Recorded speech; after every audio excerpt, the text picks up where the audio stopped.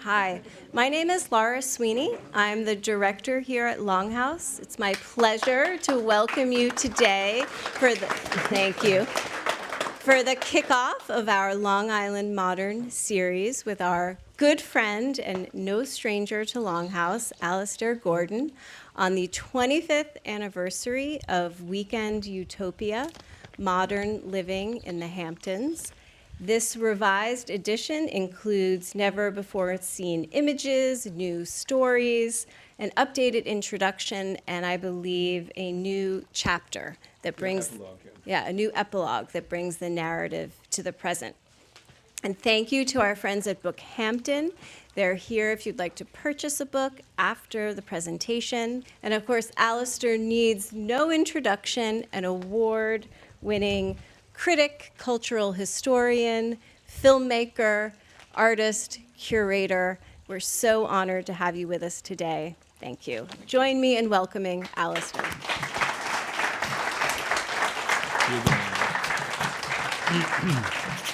Thank you so much, and welcome to Longhouse. Thank you, Jason, and I want to thank Carrie Barrett too, who really, and Chris Coy, who's here, architect, and Lee Skolnick, who kind of got this thing rolling with me about, 3 years ago? I think we started.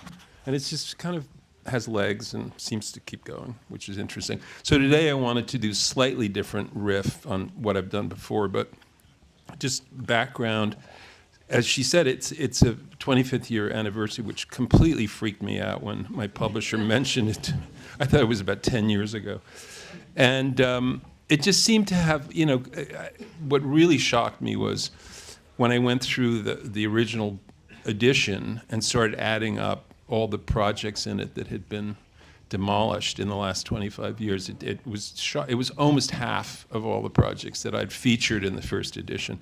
And the original idea was, as most of you know, was, we tried to save the Pierre Chareau Robert Motherwell House and Studio in East Hampton. That was 1986, 87, and failed. And that was a shock. So the first idea was to, and let me just see if this works.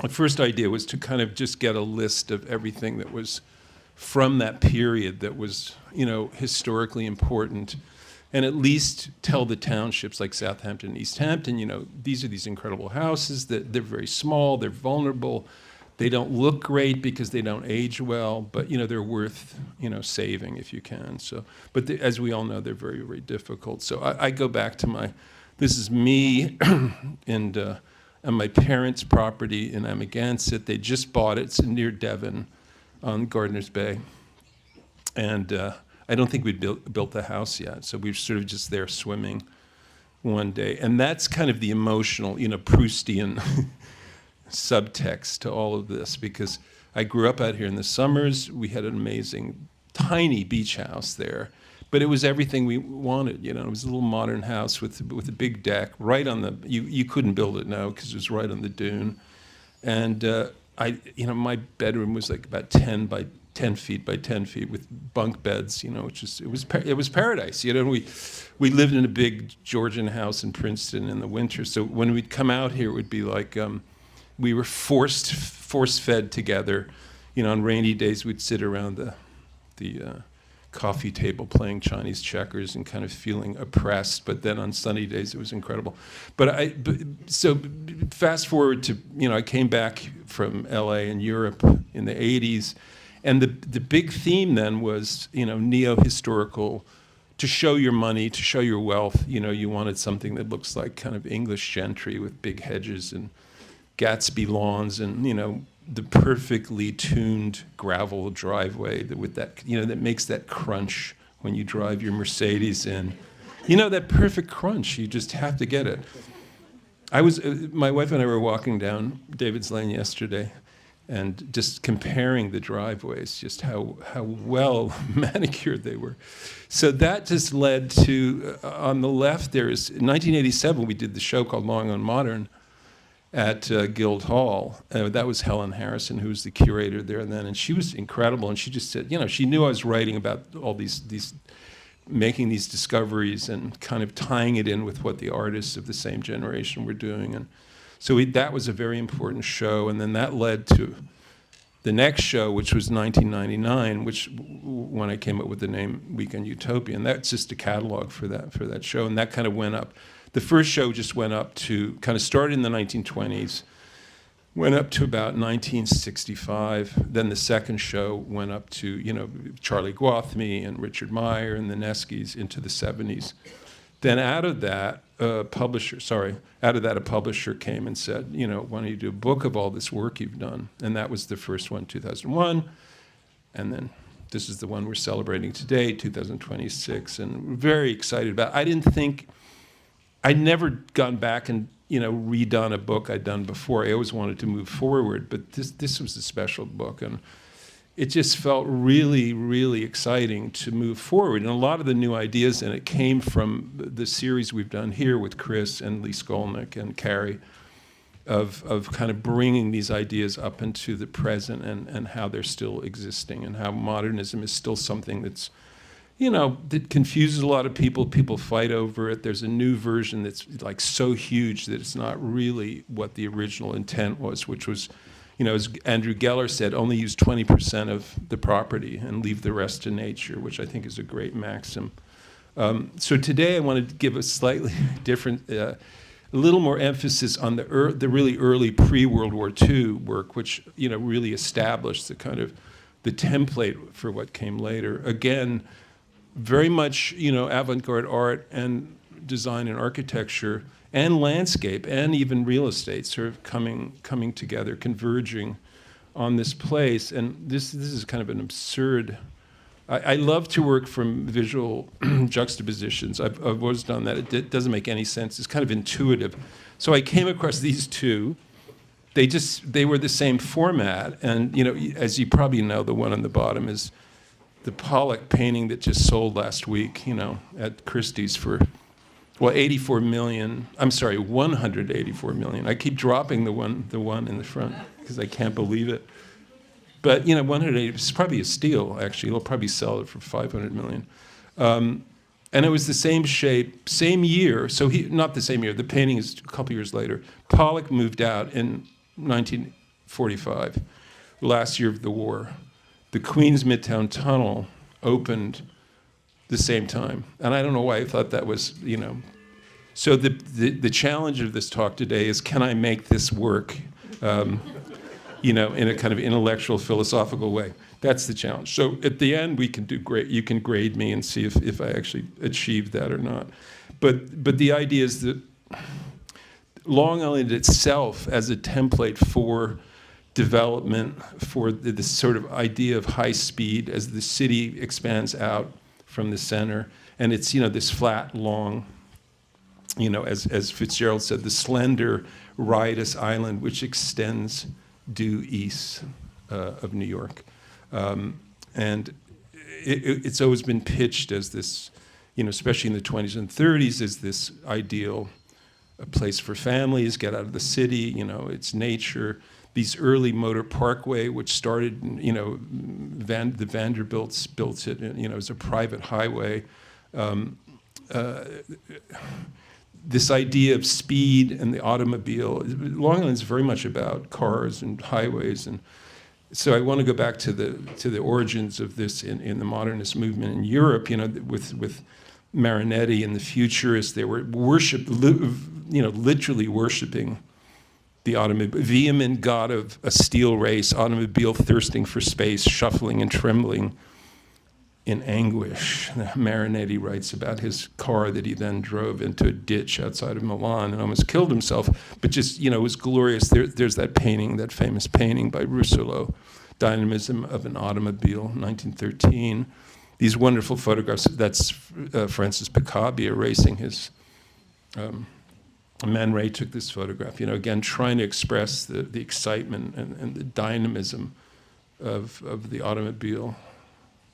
Again, so tied into what was going on in the art world. Sonia Delaney's design for a car, and this is in Rue Malley Stevens in Paris, the first modernist street in Paris. the great Wiesenhof housing. Again, they photograph it. What's in front? It's a car. And fashion and architecture. Le Corbusier always dragged out his, I'm just having a hard time reading some of this. The C7 Lumineuse was his favorite car, and he would often pose it in front of his house. This is Villa Stein in France. Again, he would compare, he was always saying, the house itself should be designed as efficiently as the car, and he would literally make this. The automobile is a new development with enormous consequences for the large city. The city is not ready for it. I tell you straight, a city made for speed is made for success, says Le Corbusier. So is Long Island a city made for success, or is Long Island an island made for speed and success? Then it comes, so much of the modern movement comes to, a lot of it was already here because of Frank Lloyd Wright and so many other, Irving Gill on the West Coast, but so many came from Europe to America, and of course this was manifest mainly in the, largely in the Museum of Modern Art show, 1931, that Philip Johnson and Hitchcock did. A lot of the photographs are, Le Corbusier is very well represented, again, with cars in it. Again, more in the Midwest in Chicago, same year as that show opened at MoMA of international style, you had Isamu Noguchi working with they were like best friends, Buckminster Fuller and Noguchi.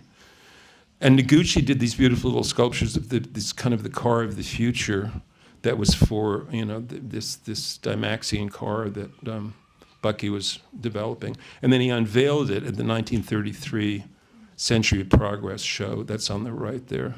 The house in the background is called the Crystal House by Keck and Keck. This incredibly modernist, all glass, put together like an erector set, steel and glass. And here was the car. You could ride it for, what does it say there? I think for 10 cents, you could have a ride in the Dymaxion. And then he killed someone. The driver, I think the driver was killed, and then one passenger was, very, very much injured, because three-wheel cars are not that great, or not that steady. Anyway, there's still this idea of, even the very homegrown American notion of modernism had this idea of speed and car at the very center of it. And now we go, of course, to my favorite, writer, obviously, about Long Island. He's sort of the Homer of Long Island, I guess, in a way. The Odyssey of Long Island is the Gatsby, Great Gatsby. This is Gatsby. Well, this is a photograph of a Rolls Royce, but Gatsby had a Rolls Royce. The automobile was as Fitzgerald wrote, the automobile was a rich cream color, bright with nickel, swollen here and there in its monstrous length with triumphant hat boxes and supper boxes and tool boxes, and terraced with a labyrinth of windshields that mirrored a dozen suns. Such a great piece. And Gatsby would, in the book, as you all know very well, that famous scene of the Valley of Ashes, which is now where the actually World's Fair site is, and now, Shea Stadium and the tennis arena. But it was the most kind of brutally urban wasteland in those days, and these wealthy people going out to the North Shore would have to drive through it. The alternative, of course, to this, you all know this quote, but I'll quickly. This is the Valley of Ashes, a fantastic farm where ashes grow like wheat into ridges and hills and grotesque gardens. Such a great piece. At this period, this Vanderbilt motorway, which was the first. Well, first of all, it was the first private highway, but it was also the first high-speed highway that was restricted. So trucks, commercial trucks couldn't go on it. You can see there originally the plan went all the way out to Riverhead, but it never made it that far. So you had to have a number, you had to have a membership, you had to pay. So all these guys with these incredibly expensive cars they were buying at that period, they had no place to really kind of rev them up and drive them fast.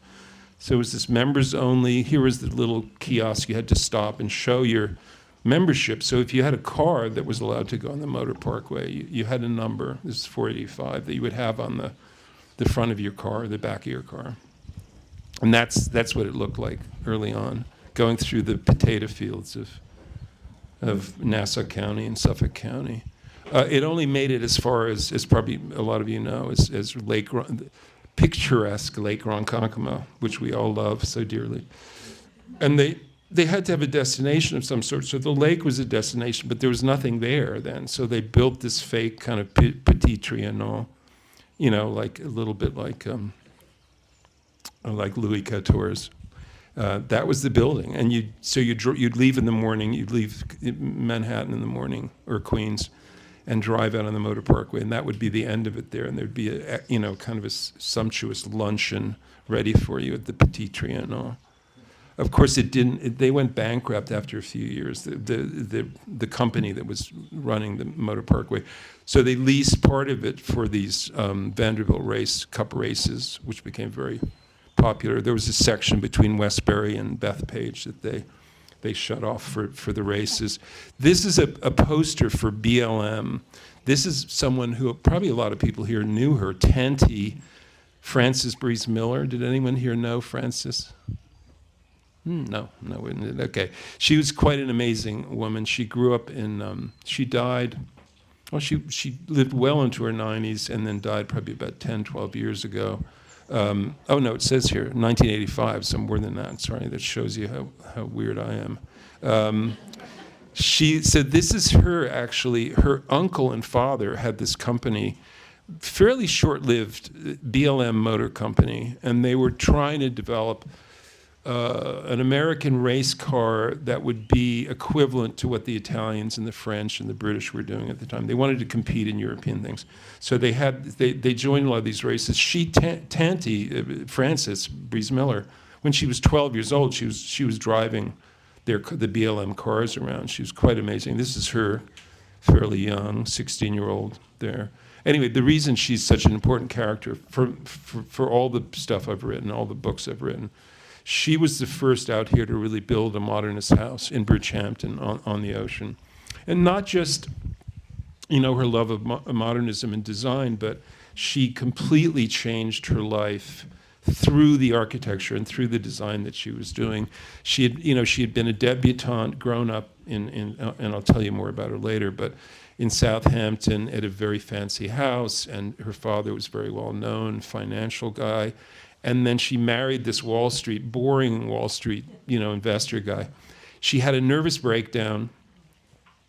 She went to a European psychotherapist. She liberated herself. She went to Reno, got a divorce, and just started her life all over again. Ended up marrying a black Haitian artist. Just everything taboo from her world. She kind of experienced, and she was a great race car driver. Very interesting. So this is another highway which we all know well, the Sunrise Highway, which opened 1924 to 1928. It opened that whole southern area. I'm not going to go long into this, but it's a really interesting period of development. Long Beach on the south there, which was considered the first modern planned city on Long Island.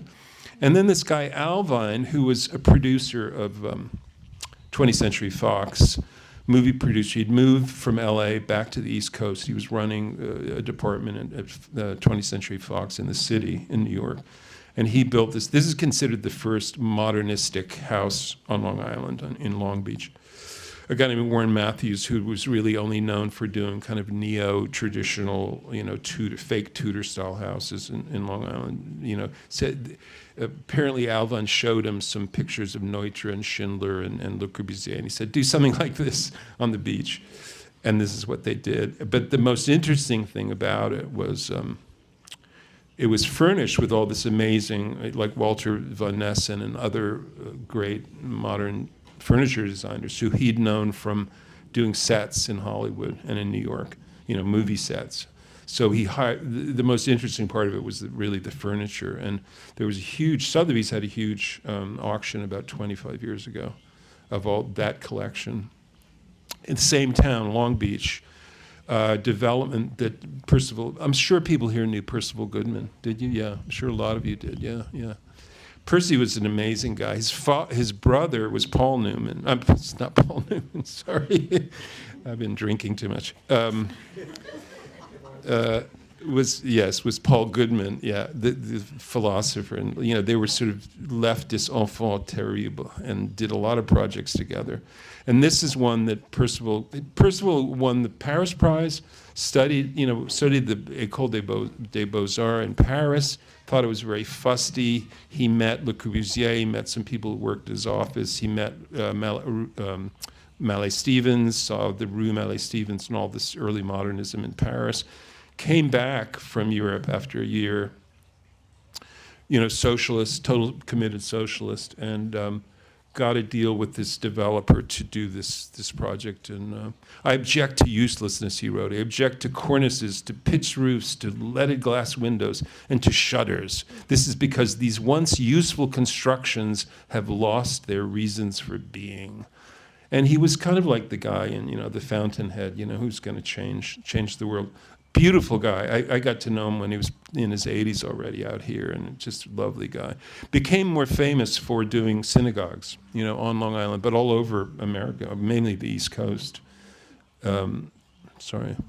This is the next subdivision he did. This has been completely forgotten, and this is very deep research. It took a long time to find, but another developer offered him this deal.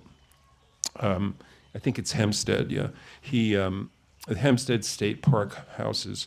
And the idea was that it was going to be a subdivision like the Wiesenhof in Stuttgart. And it would be like 20 of these houses. He only was able to, there's the model for it in the floor plan, very simple, simple cantilevered overhangs and balconies.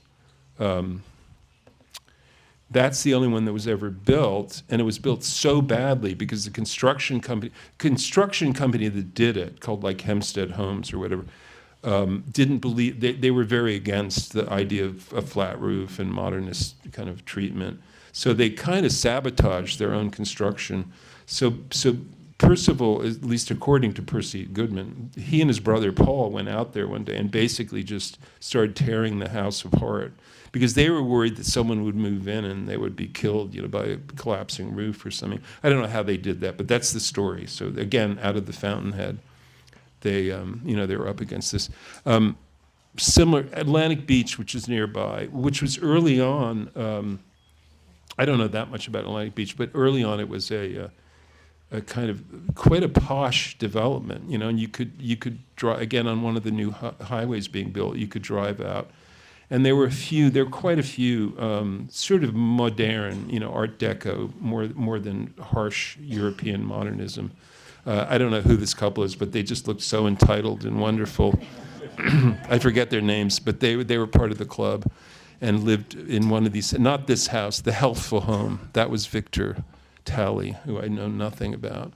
Again, this is just, this is the map that was printed in 1931. Robert Moses's brainchild of development of Long Island, and the dotted lines haven't been built yet, but the non-dotted lines, which you can see aren't that many of the roads. But this was the vision that obviously came to pass with the northern state, southern state, and all the different parkways that branched off that.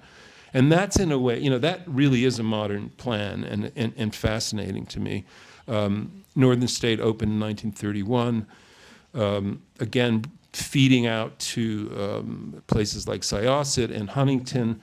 This is Wallace Harrison, who was, married to a Rockefeller and very involved in, he was the master planner for the United Nations, for the Lincoln Center. He was a huge player. A lot of architects hated him.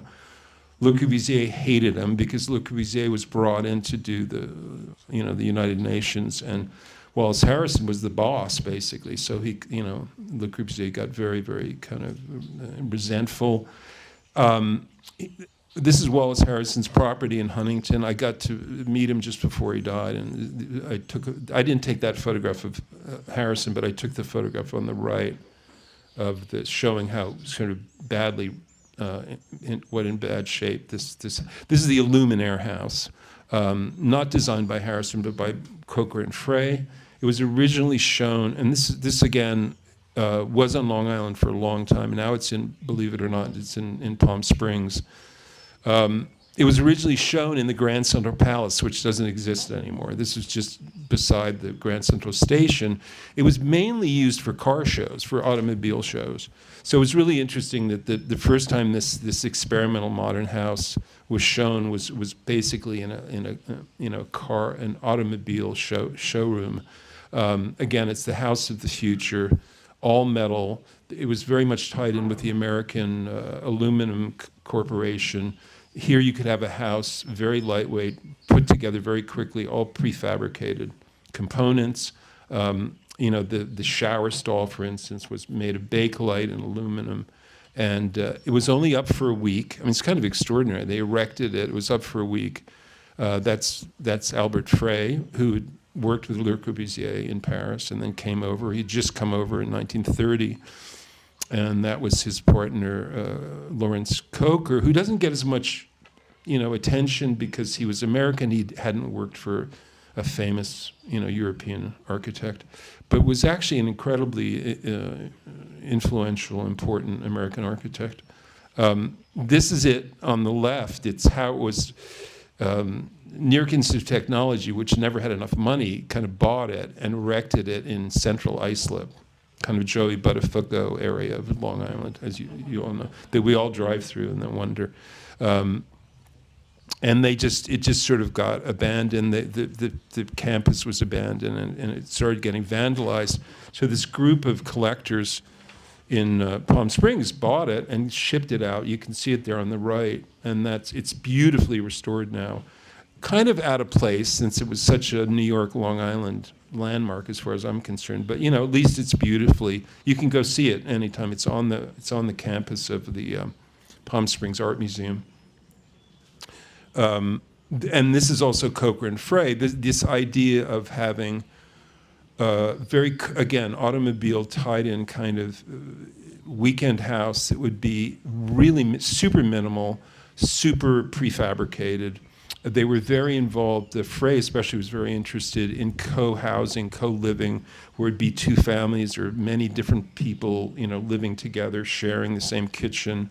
And they were invited by this group of architects. I don't know I wish I knew more about this because it's really interesting. Fort Salonga, which is on the North Shore near Kings Park, there was a group that bought 20 acres there and started to develop it as a modernist, around 1931-32, as a modernist kind of community. So Coker and Frey this is Coker's house, weekend house, that Albert Frey and Coker designed. I mean, it's so minimal, it's so wonderful, and the cars underneath, you just drive underneath, the cars there. The staircase is exterior spiral staircase. So they kept saying we have 3 floors, because we have the ground level, we have the living area, and then we have the roof deck, which was, classic European Le Corbusier style modernism. There's the interior, again, and completely open, so simple. And there was these curtains that could be rotated off. They could close the windows off, or they could be turned somehow. I don't know what kind of mechanism they had to separate the sleeping area from the dining and living area. But it was mainly Coker would go there for the weekends. And then just like literally less than half a mile away, the Davison House, also in Fort Salonga. Again, this is another. There were 4 built, and I've only been able to find imagery of 2 of them at this period. So this was a house that had been built from 2 prefabricated kind of cube houses that never took off. It was a development that never. So they bought these 2. As you can see in the plan, they're basically 2 square plans, that then they just shoved together. And again, there's always the photograph of the car, in there, because it's all about, it's the speed of modern life, but it's also the speed of prefabrication. It's the speed of modern living where you're not even there that long, and you may move your job and your family and go on to something else. And this, of course, reached a real crescendo in '39 with the New York World's Fair. I think this photograph, is fake, so I apologize, the one on the right. I just only realized when I was looking at it today that it looks like AI or something, but But anyway, that's the idea. The car. I said cars going to New York World's Fair, and that's what came up. But this thing that I collected a long time ago, the town of Tomorrow was a part of the fair that was 15. They basically created a little suburban town at the fairgrounds, and there was only one. There were actually two, but there's really one that was modern. Everything else was pretty traditional. This was the Pittsburgh House of Glass. So Pittsburgh Glass Company paid for this. I'd never heard of the Leidenfield and Hatch architects. Has anyone ever heard of them? I'd never heard of them. Pretty revolutionary, but much more popular, much more important at the fair were all the car exhibits, including this, which I love, this Pontiac Ghost car, which was perfectly functioning car, wrapped in plexiglass. Plexiglass was brand new. In fact, it was kind of an advertisement for plexiglass. Plexiglass was a brand new product that had just come out. So this was a huge exhibition at the General Motors Futurama, which was, I think all of you know, was probably the most popular exhibition at the World's Fair by far. And then Ford also, Road of Tomorrow, this experimental highway that Ford was promoting. So those cars were driven just by professional chauffeurs. You pay a little bit and get in and be driven around that sort of helix and highway up and down. Moving out to Eastern Long Island, of course, which is where we are. This, again, the car theme. This is, Frederick Muschenheim ran the Waldorf Astoria. Very interesting guy. I'd like to know more about him. He'd grown up in Europe. He took over the hotel. This was Prohibition, and this was his car. This was his Packard that he had specially designed to hide champagne and other liquor, but also caviar and whatever. So he bought this large oceanfront estate in Hampton Bays.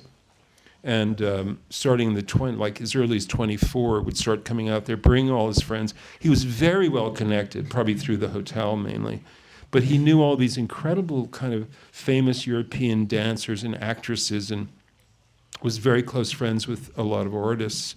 And they would come out and stay. So his son, who I got to know, again, he was well in his 80s when I met him in 1985.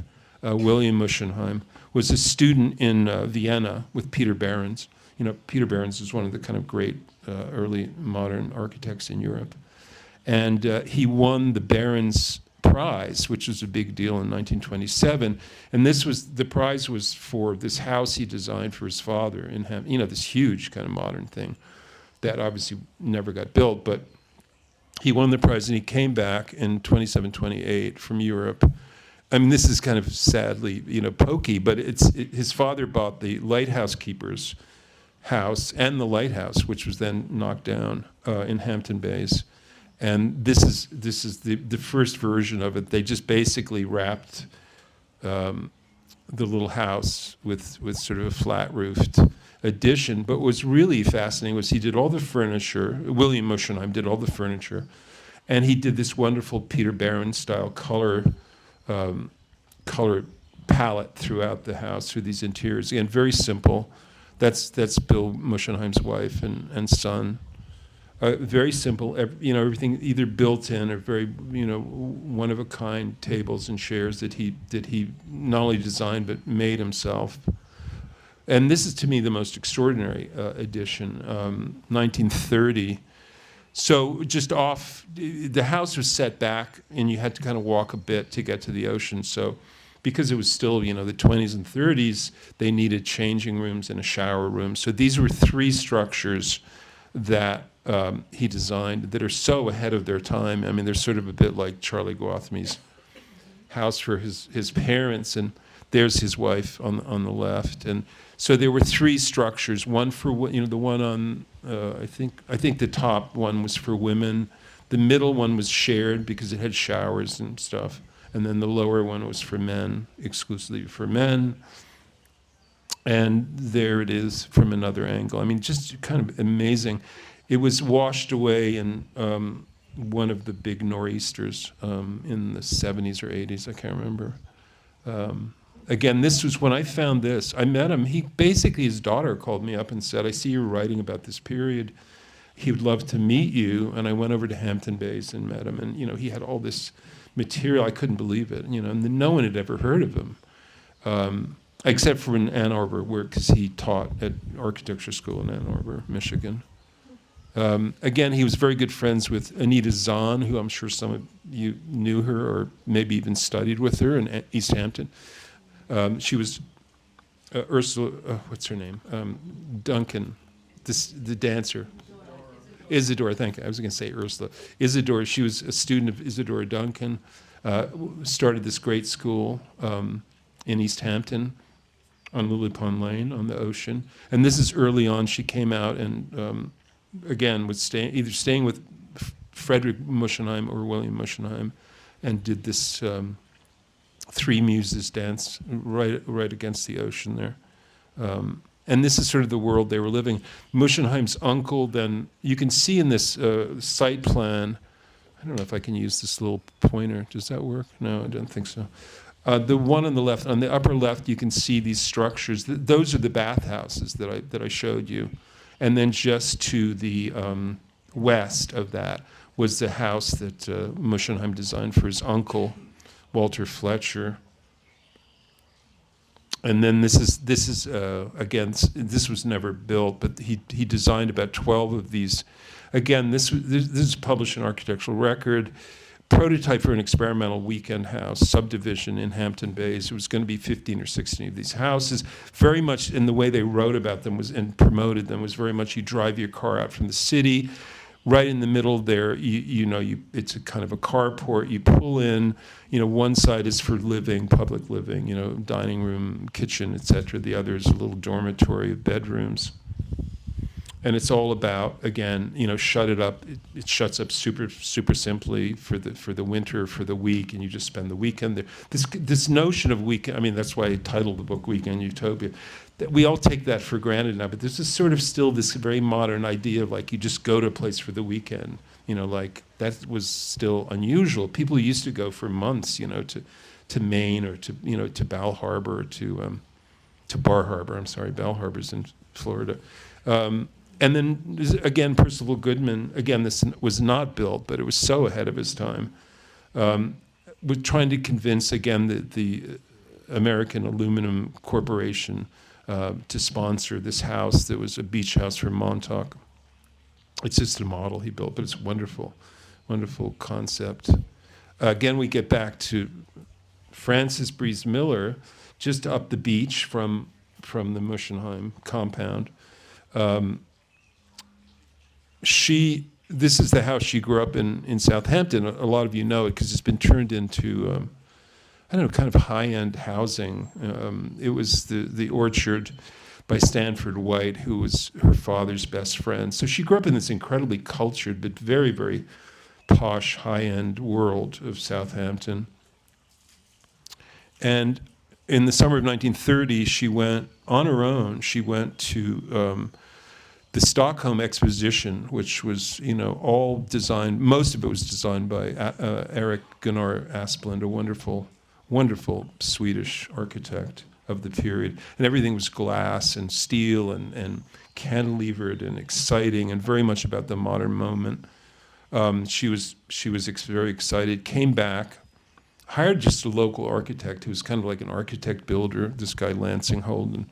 And this is the house she designed called the Sandbox. And it wasn't, again, as I said earlier, it wasn't just this, the flat roof, again, very open plan inside. When she wrote her kind of manifesto that was published in Ladies' Home Journal, she said, no this, that, no enclosed kitchen. And then at the end she goes with exclamation point, and no maid's room. This was her place.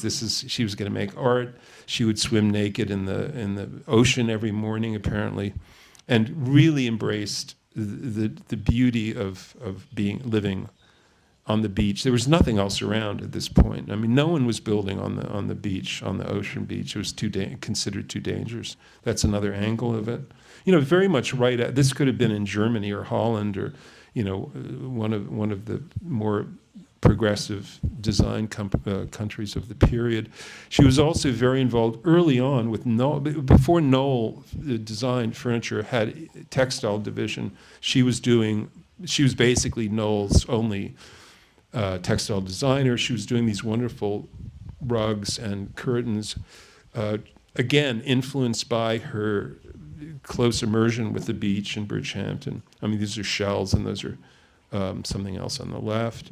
This is a photograph I took, very bad photograph, of her floor, and it was just before it was torn down. But the house itself was just this kind of poem to nature and to the beach. You know, it was all her shells on the fireplace. The terrible photograph of the rug on the lower left, that was her sand dune rug design that was still in the house, and it was Knoll had featured it back in the 1930s and 40s. Again, it was supposed to be the pattern of the wind, you know, blowing sand around.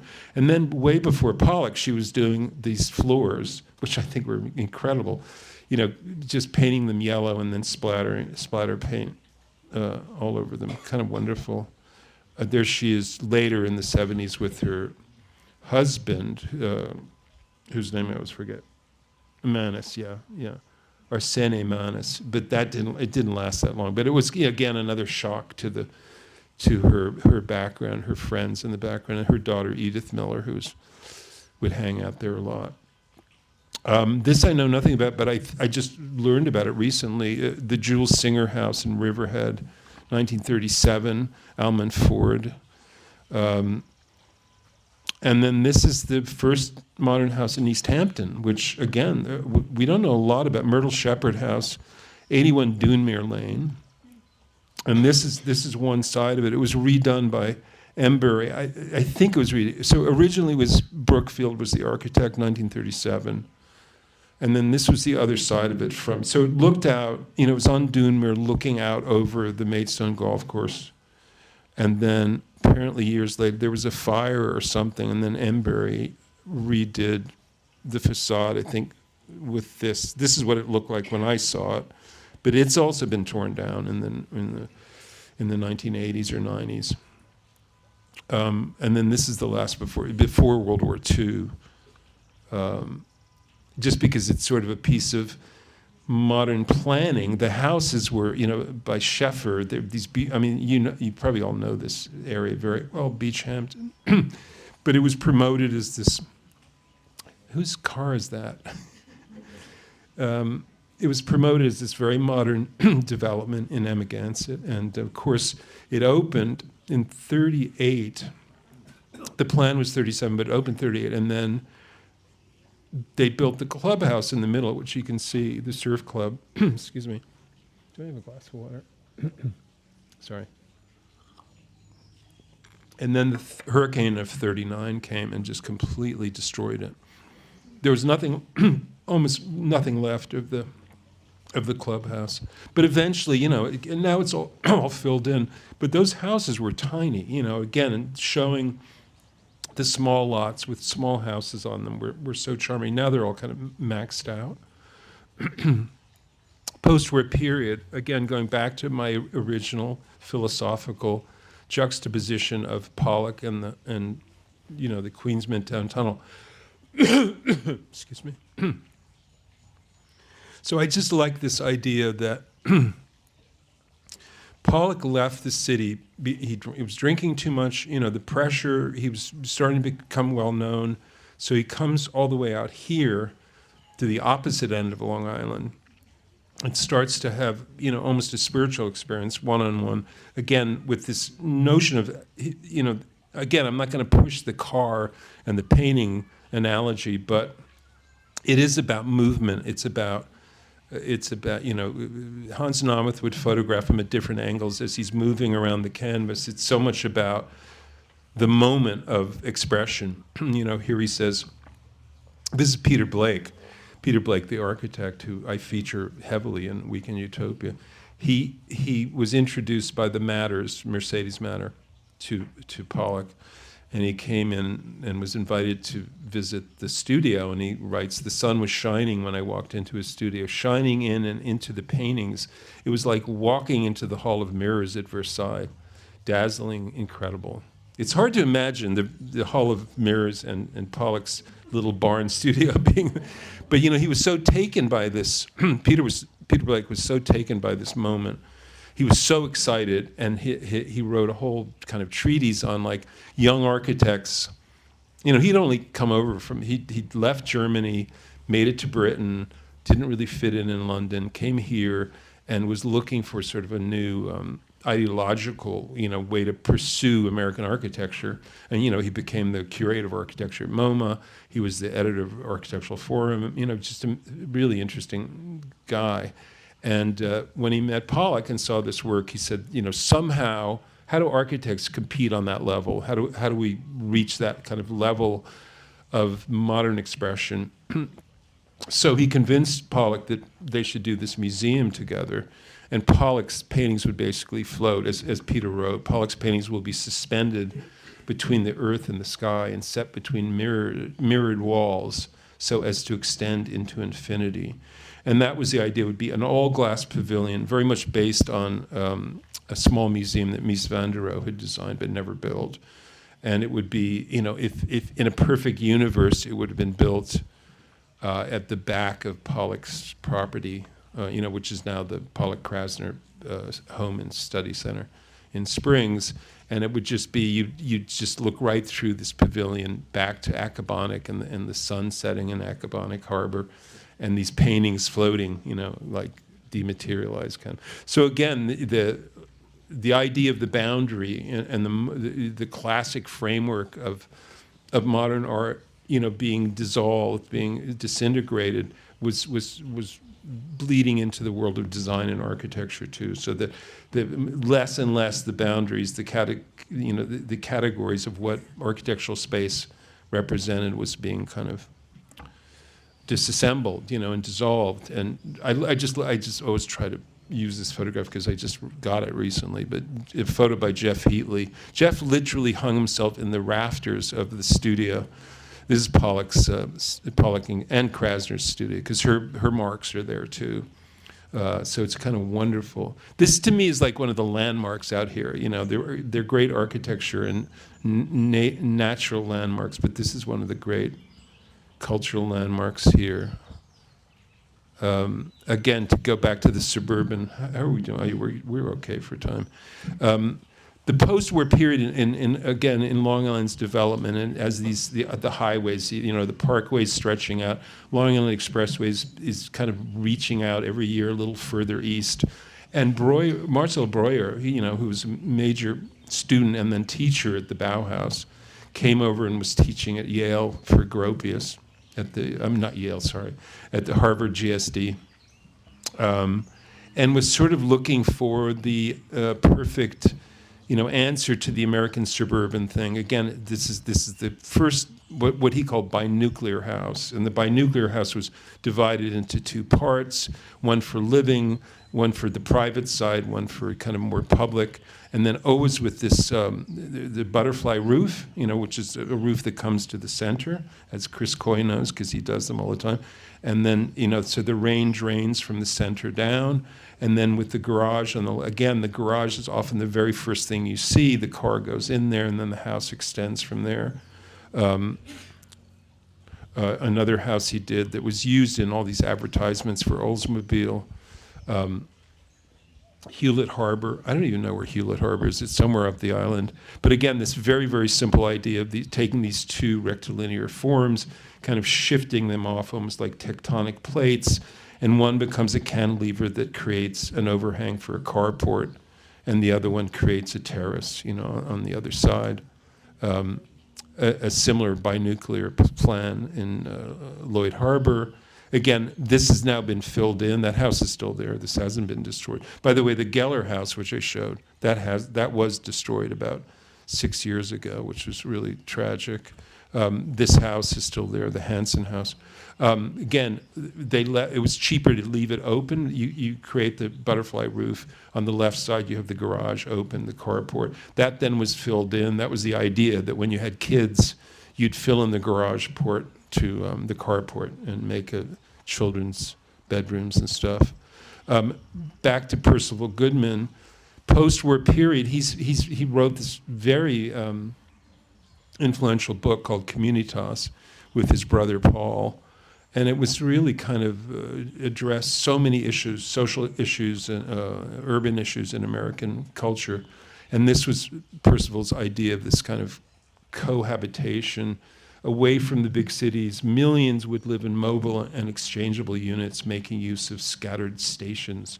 These are the elements of a radically new kind of community, fluid rather than fixed. Of course, this would never come to, I mean, this is really like almost Russian socialist, housing concepts, never caught on. Richard Neutra, who had already well known from his modernist houses in Los Angeles, approached the Levitt brothers when they were planning Levittown in Long Island in the late 40s, early 50s, and proposed these really elegant, small, kind of flat-roofed houses with little cantilevered overhangs. This is the interior that he proposed. And they did, I guess, these sort of, like audience testing with, they'd invite families. Levittown was, as you know, was aimed really at veterans coming back. On the GI Bill, if you filled everything in properly, you could buy a house for something like $4,000, on the GI Bill. So, which normally would have been $17,000 or $18,000. So you had this huge number of people coming back from World War II who were starting families. But when they did all this testing, this sort of social, whatever they call it, advertising and testing, this was the image that struck, the chord that everybody wanted. They wanted this idea of home. So what they called a Cape Cod, they called these houses Cape Cod houses. And that's so they didn't use Neutra's plans, but they did this. And this, of course, is the real image of Levittown, which is, this incredible layout which looks like some kind of electrical circuitry, which is very, very modern. But, and then I don't know how I shift to this, but I will quickly.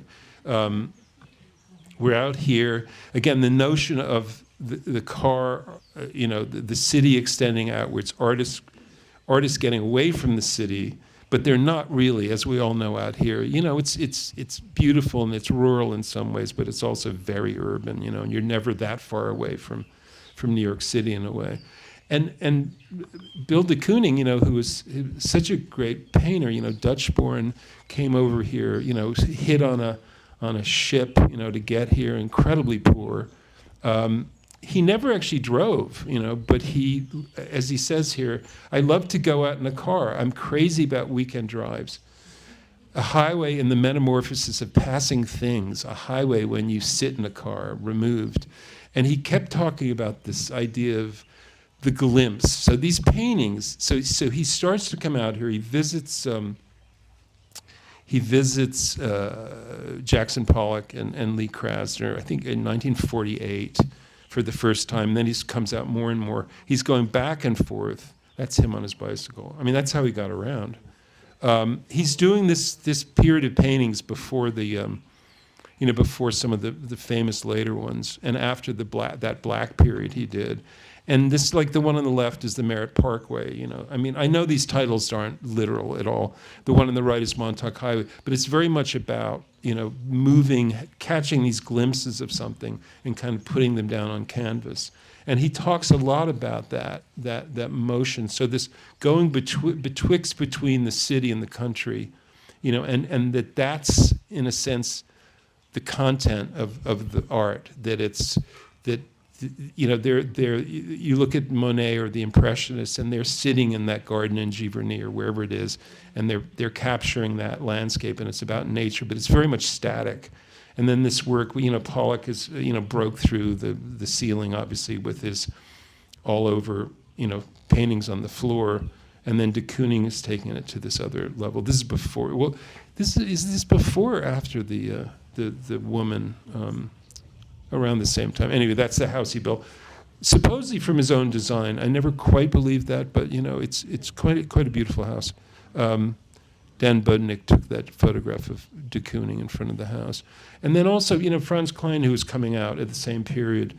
Painting is like a railroad train. It's like an incoming subway train, as it barrels down the tracks and curves at high speed into a station. You know, all this talk about movement and motion and collision.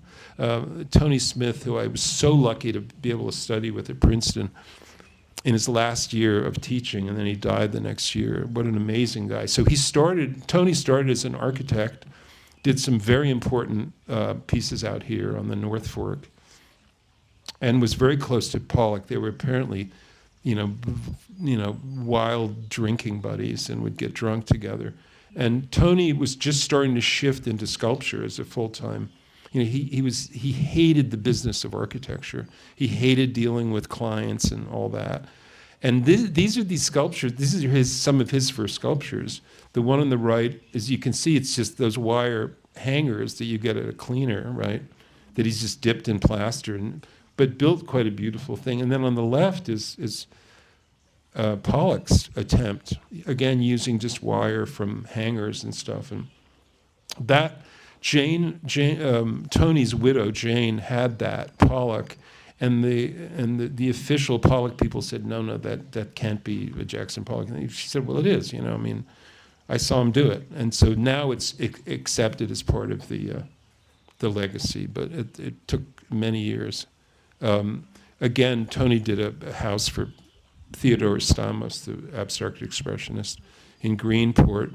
And this is the original sketch. And then that's, again, the idea was he didn't want to do a grounded house. He wanted something that was more like a boat that had a sense of movement, motion. Of course, it was static, but it felt detached, disentangled from the earth itself. And it's still there. It's not in great shape, but it's still there, as far as I know, as of a month ago. But you never know out here, you don't drive by. Anyway, then similar, and I'll tie it up very soon. Similar sense of space being kind of atomized and with less boundary, with less division. Tino Nivola's, thank you very much for that drawing, by the way. Catherine, thank you so much. It's so beautiful. So this is Tino Nivola's kind of a watercolor sketch for the idea of his drawing that he partly collaborated with Paul Rudofsky on. These freestanding walls that represent the idea of the outdoor room, and that the house itself is a garden and a series of outdoor rooms. Bernard Rudofsky took credit for this, but it was really Tino who did the walls. And then there used to be an apple tree growing through the window there. There's Ruth and Pietro, I guess, right? Yeah, Pietro and Tino. Is that Claire? Okay. Claire's with Ruth. I didn't even notice her there. Yeah, that's great. So Claire and Pietro around the fireplace. On the other side is, drying the sun-dried tomatoes out in the sun, and another freestanding wall that Tina would just try out different murals on, and the sun and the rain would bleach them out, and they would do something else the next time. Of course, Le Corbusier came and stayed here and did 2 murals inside the house, which have been beautifully restored. What was her name again? Catherine Myers restored it. Yeah, wonderful. And this is another iteration of that same outdoor fireplace, kind of the outdoor kitchen that Tino did this amazing facade on, painted. This is a slightly doctored photograph, but the other one that Ruth had, that Ruth Nevel lent me, was so blurry you couldn't see him. But this is Le Corbusier, who used to come and stay with the Nevelas the year that he was working on the United Nations with Wallace Harrison. And he'd come out very frustrated and angry because Wallace Harrison wouldn't do exactly what he wanted him to do. And he would tell all these great stories. As I said, he did the paintings. Tino taught him how to do sand casting at Barnes Hole. At low tide, they'd pour plaster into these different negative shapes in the sand. And this is the story I love that Tino told me before he died. That he introduced. Le Corbusier needed a ride into New York City. That's on the right. You see Tino and Lee Krasner and Pollock in the Springs General Store, and Pollock agreed to drive Le Corbusier into New York City, which I think is good. That could be a play. I mean, we should, it would just be a great two-man play, because Tino kept saying, like, what did you, and he went to Le Corbusier afterwards, what did you guys talk about? Le Corbusier said, well, he's a terrible painter, but God, he's a really good driver. So, see, I'm getting philosophically, I'm getting back to the original concept here. You don't think I've lost that. Then on the left, just a shot of the stenographic figure, which Pollock gave. Did Pollock give? I keep pointing to. Before the murals were painted, so this already had been shown in New York. He'd been on the cover of Life. But he gave it to the Nivelas. He gave it to them because the house just had been plastered and worked on, and they'd Right. only been in the house a year, and said, you need a painting. And Tino, 2 weeks later, gave it back and said, the whole family is fighting. Ever since this painting's been in the house, everybody's at each other's throat. And That is so amazing. And I remember when we were trying to put the kids through college, Pietro came in and said, I'm going to faint. I just saw, MoMA just bought this painting for like $82 million or something. It's at MoMA. The colors on this are a little strange. Yeah, it's not a great But it is photograph. Pietro. But they didn't like it, or Ruth didn't like it. He felt the vibe was wrong. The vibe was wrong, yeah. Just thought, That's a great story. That's a great story. But I love the story, the idea of, and Le Corbusier is so much in his his own world. He goes, who's this guy? Oh, he said something about Pollock. He said, he doesn't shoot straight, like as if he was a Wild West kind of cowboy or something. He doesn't know how to shoot straight. And then, of course, we know how it, I hate putting this in, but it is, again, the car theme. And this I didn't know until recently, but the way the New York Times covered Pollock's death is kind of extraordinary. They fitted into this story, this kind of news roundup of like, oh, terrible weekend, in August on Long Island, 8 killed in 2 Long Island auto crashes, and then just has kind of Pollock's death in there, as if by then he was already incredibly famous painter. August 11, 1956. Springs Fireplace Road with Ruth Dingman's his girlfriend of the time survived whereas the other girl died, and he died obviously. Again, I'm almost done. We should finish up if we're going to do some book signings.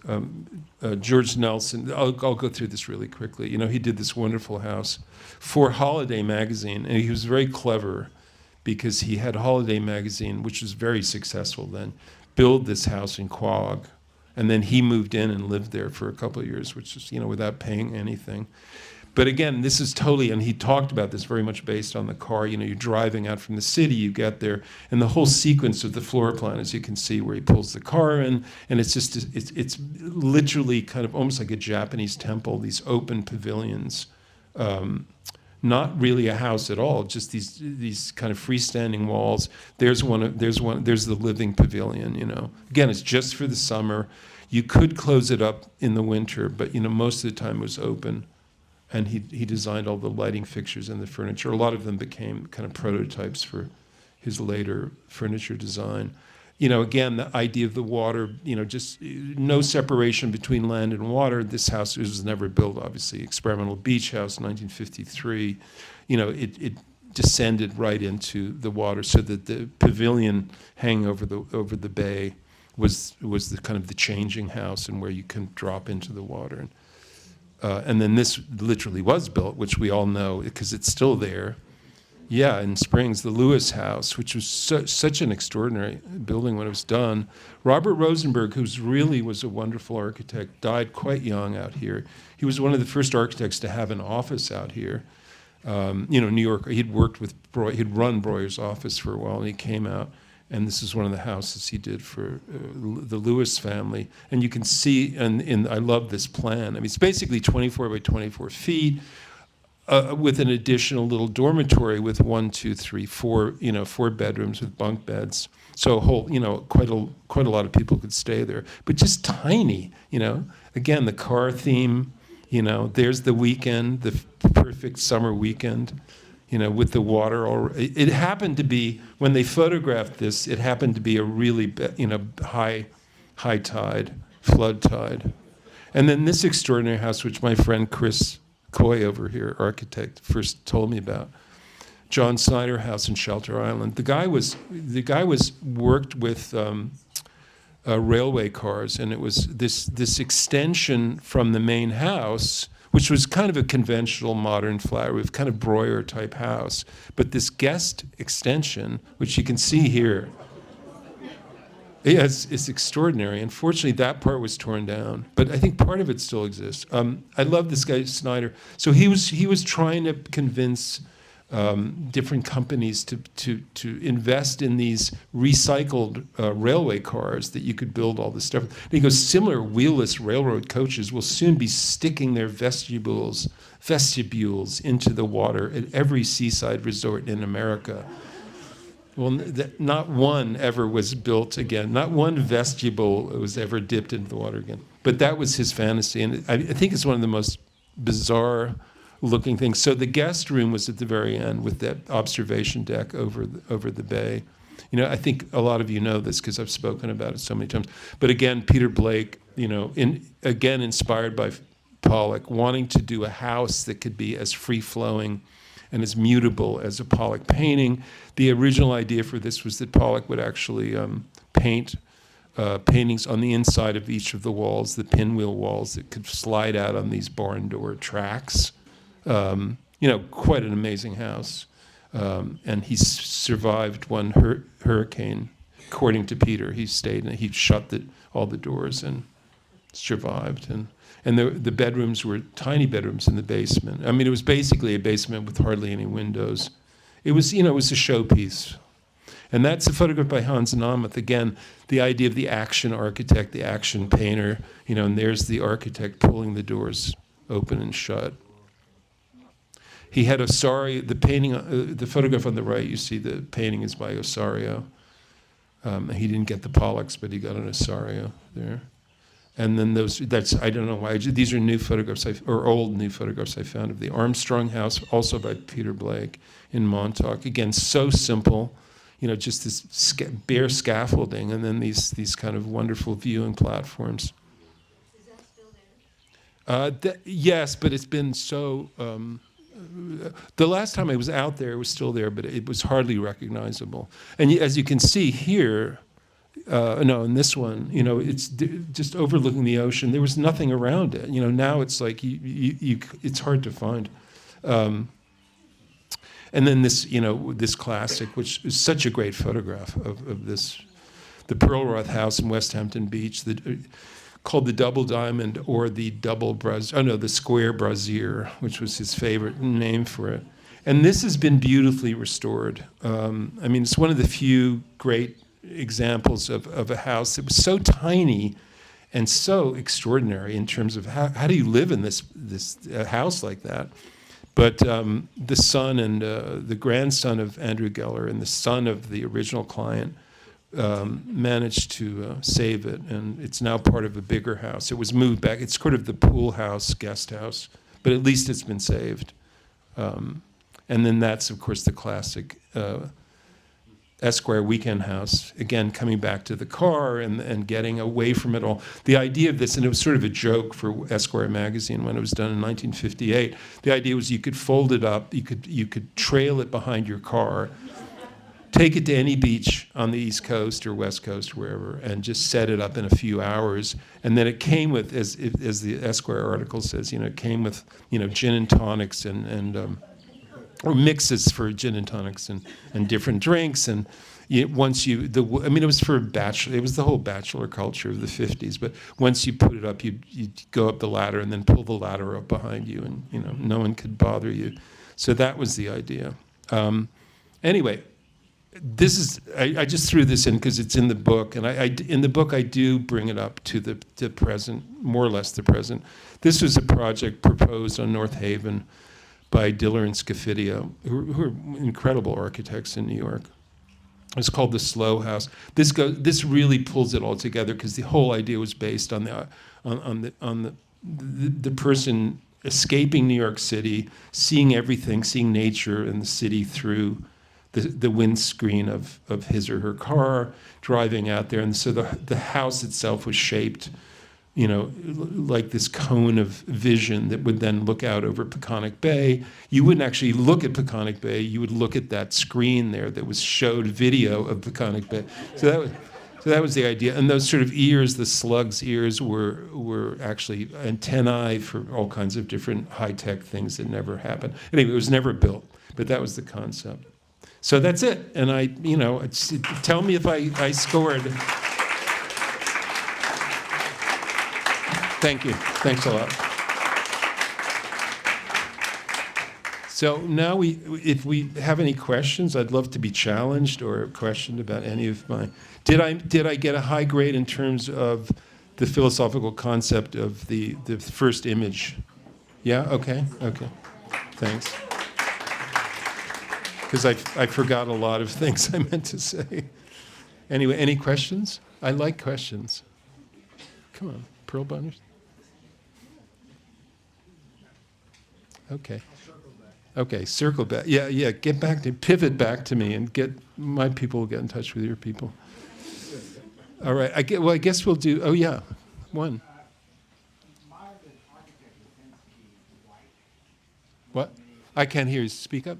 A modernist architecture tends to be white. Not all of it, no. Well, I mean, a lot of Le Corbusier is white, and then, you have guys out here like, are you all right? People out, someone like Richard Meyer is white. A lot of it's all white, but Breuer was rocks, like Norman Jaffe's, natural materials like stone and wood. And, there was even a period where it was the whites versus the grays, right, wasn't it? Like in the 60s.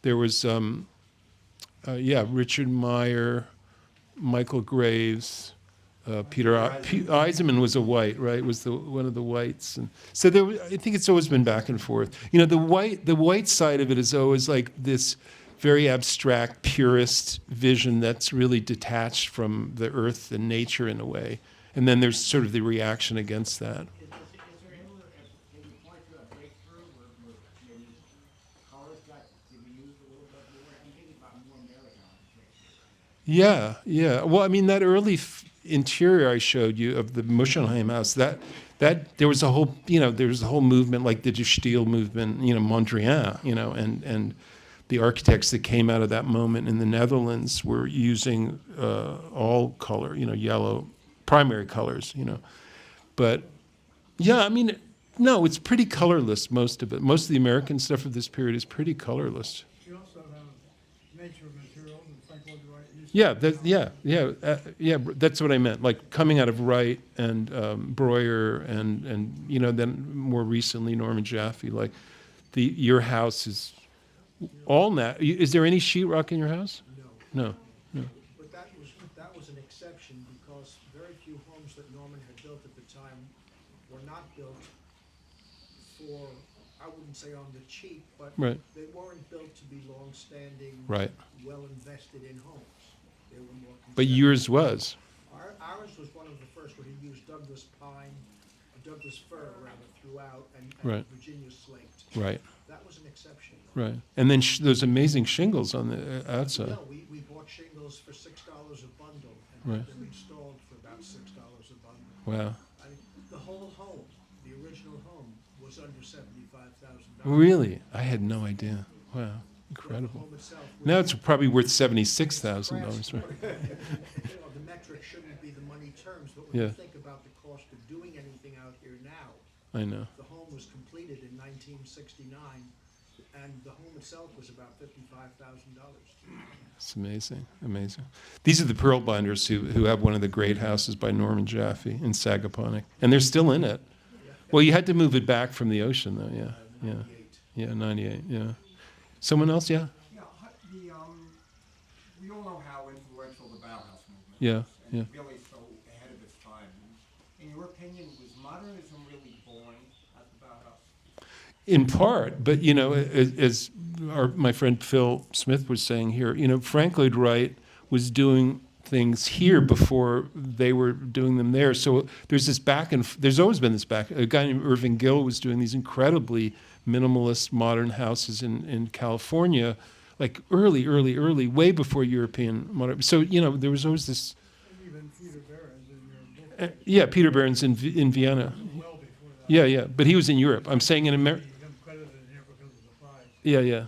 Peter Behrens Prize, yeah. But no, I think it was always a back. I mean, it's never linear. As you know, academics tend to want to make it kind of simple and linear, but it's really, I think the first to publish Frank Lloyd Wright was a German company, a German publishing company, and you know, they kind of recognized his genius before most Americans did. So it was kind of this give and take, yeah. But the Bauhaus obviously was incredibly important. The house I grew up in was designed by a young Bauhaus guy who'd come to teach at MIT, and he created this sort of prefab. And there were quite a few out here that were built by his design, yeah. Carl Koch, Yeah, Carl Koch. that was your house? Yeah. Tech build. Tech Belt, yeah. Which he did very well. Yeah, go ahead. In terms of landscape architects, Yeah. did they work with them, or was there any landscaping at all? And one other question, That- in terms of airflow, because obviously they weren't using air conditioning, were they Yeah. using fans, or what were they using for airflow? God, two very good questions, and very difficult to answer. I think part of it is climate change. I mean, I remember the idea of having air conditioning out here in the 60s and 70s was unheard of. Maybe a big house, you know, in town maybe, but I don't ever remember seeing a house that had air conditioning, because you always had the breezes, and maybe you would have a fan on. I mean, there would always be a few hot days, right? What was the first part? Oh, landscape. That's a really great question, because the early people that I was writing about in the 50s and 60s, they didn't even think, it was like, you know, you put in maybe you plant a black pine or whatever it's called, you know, and a couple of pine trees, you know, around the edge.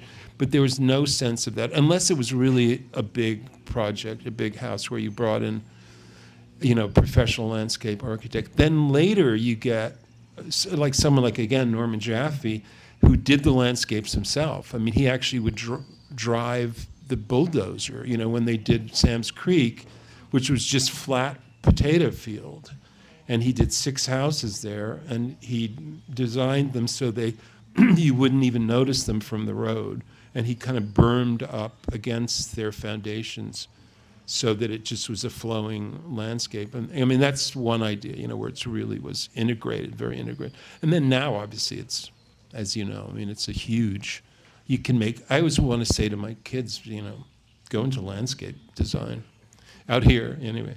Does that answer anything? Yeah. Anything else, or should we sign some books and sell some books? Not that I get any of the money. Thanks a lot. Yeah, okay. So, thank you, Alastair.